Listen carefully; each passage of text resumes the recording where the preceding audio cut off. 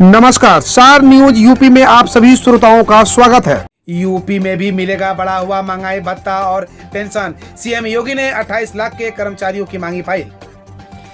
केंद्रीय कर्मचारियों के तहत अब यूपी में भी सभी कर्मचारियों को पेंशन और बढ़ा हुआ महंगाई भत्ता दिया जाएगा।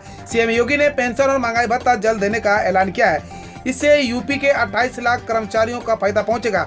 सीएम योगी ने सभी पेंशनर और राज्य कर्मचारियों के फाइल मांगी है। बुधवार को सीएम योगी आदित्यनाथ ने वित्त विभाग को कोरोना काल में राज्य कर्मियों को रोके गए डीओ को जारी करने के लिए आदेश जारी किया है। यूपी में इन बिजली उपभोक्ताओं के घर पुलिस के साथ पहुंचे लाइनमैन, विभाग ने सूची करवाई तैयार। बिजली चोरों पर शिकंजा कसा जाएगा। बिजली चोरी रोकने और आपूर्ति को निर्बाध करने के लिए अब लाइनमैन का भी सहारा लिया जाएगा।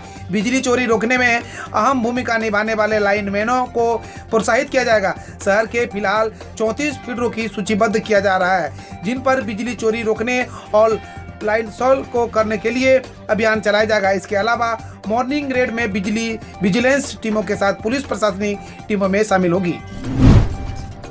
यूपी सरकार का दावा, 35 लाख से अधिक दवा किट बांटी। 15 अगस्त तक मेडिकल कॉलेजों में तैयार होंगे 6,700 पीकू बेड। कोरोना की तीसरी लहर से लड़ने की प्रदेश सरकार की तैयारियों ने रफ्तार पकड़ ली है। बच्चों को बेहतर इलाज देने के लिए सरकार हर जिले में स्थित मेडिकल कॉलेजों में paediatric incentive care unit Piku व न्यूमेटिक इंसेटिव केयर यूनिट निकू तैयार कर रही है। 15 अगस्त तक प्रदेश के मेडिकल कॉलेजों में 6700 पीकू निकू बेड तैयार हो जाएंगे, जबकि 6500 बेड तैयार किए जा चुके हैं। इसके अलावा सर्विलांस टीम को और मजबूत करने को काम किया जा रहा है। यूपी के 9 जिलों में इन्हें मिलने वाली है सुविधाएं। योगी सरकार के मंत्री सिद्धार्थनाथ सिंह ने दी जानकारी। प्रदेश के सूक्ष्म लघु एवं मध्यम उद्यम मंत्री सिद्धार्थनाथ सिंह ने बताया कि 9 जिलों में गाजियाबाद, मैनपुरी, मऊ, मिर्जापुर, मुजफ्फरपुर, बिजनौर, आगरा, मुरादाबाद और भदोही में 73 करोड़ 54 लाख रुपए की लागत से सामान्य सुविधा केंद्र की स्थापना कार्य शुरू कराया जाएगा। इन सीएफसी के स्थापित हो जाने पर पारंपरिक उद्योगों खासकर ओडीपीओ कारीगरी की कई सहूलियत मिलने वाली है। उन्होंने बताया कि ओडीओपी योजना के तहत 5,565 कारीगरों को 707 करोड़ रुपए ऋण दिया गया है, जिससे 70,000 से अधिक लोग रोजगार से जुड़े हैं। उन्होंने कहा कि प्रदेश की स्थानीय कला, शिल्प और समुदाय के पारंपरिक कौशल और संरक्षित और विकसित करके स्थानीय स्तर पर रोजगार में वृद्धि के लिए शुरू की गई ओडीओपी योजना राज्य सरकार का अभिनव प्रयास है। शिक्षक भर्ती पर अखिलेश ने साधा भाजपा पर निशाना, बोले 70 लाख नौकरियों का वादा सिर्फ झांसा। समाजवादी पार्टी के राष्ट्रीय अध्यक्ष अखिलेश यादव ने कहा कि भाजपा सरकार में लोगों की जान की कोई कीमत नहीं है। उन्होंने कहा कि 70 लाख नौकरियों का वादा सिर्फ झांसा रहा। 69,000 शिक्षक भर्ती में आरक्षण न देकर पिछड़ों दलितों को रोजगार छीन लिया गया। इसलिए समाज का हर वर्ग भाजपा सरकार को हटाकर अब समाजवादी पार्टी की सरकार बनाने का मन बना चुका है। अखिलेश ने बुधवार को जारी बयान में कहा कि लापरवाही की वजह से स्वास्थ्य सेवाओं की हालात बदतर होती जा रही है। कोरोना संक्रमण से हुई मौतों का कोई आंकड़ा उपलब्ध नहीं है। कोरोना महामारी से बचाव के लिए बतौर रक्षा कवच प्रचारित टीकाकरण अभियान सुस्त पड़ गया है। टीके की कमी से कई टीकाकरण केंद्र बंद हो गए हैं। तमाम केंद्रों से लोग मायूस होकर लौट रहे हैं। सीएम योगी ने कहा कि कोरोना काल में यूपी के आंगनबाड़ी मॉडल को कई राज्यों ने अपनाया। कोरोना की पहली लहर के चरम पर पूरे देश की चिंता यूपी को लेकर थी, लेकिन प्रदेश सरकार ने जन सहभागिता के दम पर इस पर काबू पाया। दूसरी लहर के आते आते प्रदेश आत्मनिर्भर और सक्षम हो चुका है।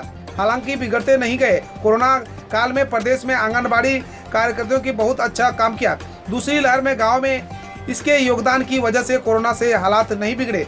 यूपी के इस आंगनबाड़ी मॉडल की कई राज्यों ने अपना यह बात बुधवार को आंगनबाड़ी केंद्रों के बच्चों को स्मार्ट बनाने और उच्च शिक्षा को और से प्रेरित करने के उद्देश्य से CJMU कानपुर में आयोजित समारोह में मुख्यमंत्री योगी आदित्यनाथ ने कही। उत्तर प्रदेश के बलिया में अवैध रूप से शराब बनाने के मामले में आबकारी निरीक्षक निलंबित। उत्तर प्रदेश के बलिया जिले में एक मकान में अवैध रूप से शराब बनाने की फैक्ट्री का भंडाफोड़ होने के बाद आबकारी निरीक्षक को निलंबित कर दिया गया है। जिला प्रशासन के आधिकारिक सूत्रों ने बुधवार को बताया कि आबकारी आयुक्त सेंथिल पांडियन सिंह ने बलिया क्षेत्र के आबकारी निरीक्षक नंदलाल चौरसिया को मंगलवार को निलंबित कर दिया। निलंबन की अवधि में उन्हें प्रयागराज के आबकारी आयुक्त कार्यालय से संबद्ध किया गया था। बाराबांकी हादसे पर पीएम मोदी ने जताया दुख, किया मुआवजे का ऐलान। उत्तर प्रदेश के बाराबांकी में बीती रात भीषण सड़क हादसा हो गया। यहां एक तेज रफ्तार ट्रक ने बस को जोरदार टक्कर मार दी। इस हादसे में 18 लोगों की मौत हो गई, जबकि 19 अन्य लोग घायल हो गए। घायलों को अस्पताल में भर्ती कराया गया है। इस दर्दनाक घटना पर प्रधानमंत्री नरेंद्र मोदी और उत्तर प्रदेश के मुख्यमंत्री योगी आदित्यनाथ ने दुख जताया। पीएम मोदी ने बुधवार को सुबह ट्वीट किया कि यूपी के बाराबांकी में हुए सड़क हादसे की खबर से बहुत दुखी हूँ। शोकाकुल परिवारों के साथ मेरी संवेदनाएं है। अभी सीएम योगी जी से भी बात हुई है। सभी घायल साथियों के उचित उपचार की व्यवस्था की जा रही है। वहीं पीएमओ ने जानकारी दी कि पीएम मोदी ने यूपी के बाराबांकी में हुए दर्दनाक हादसा में जान गंवाने वाले परिजनों को 2-2 लाख रुपए की और घायलों को 50,000 रुपए की अनुग्रह राशि देने की घोषणा की है। मिशन शक्ति का तीसरा चरण 30 जुलाई को लॉन्च करेगी योगी सरकार, जानिए पूरा प्लान।